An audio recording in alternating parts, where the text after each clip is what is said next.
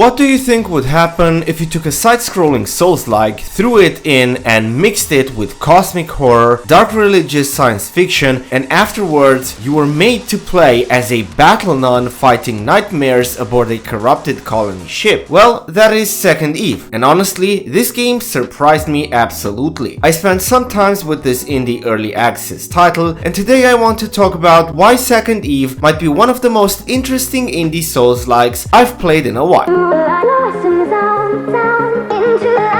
Right from the start, Second Eve absolutely nails its premise. Humanity is escaping a dying Earth aboard a massive colony ship called the Argos. Then hyperspace travel goes catastrophically wrong. Reality starts breaking apart and the crew starts to mutate into horrific monstrosities. And you're Sister Zola, a battle nun trying to survive what basically feels like a haunted cathedral drifting throughout space. And that setup alone deserves its applause, because the atmosphere here is fantastic. The ship feels oppressive, mysterious, and genuinely unsettling. Moving from corridor to corridor, there's this constant feeling that something horrible is waiting around the next corner. And for a game leaning into cosmic horror, well, that tension matters. Now let's talk about the heart of the game, which is the combat system. Yes, this is a proper 2D Souls-like. Combat has weight, enemies hit hard, and the game does not forgive careless mistakes. Mistime your attacks, you'll get punished.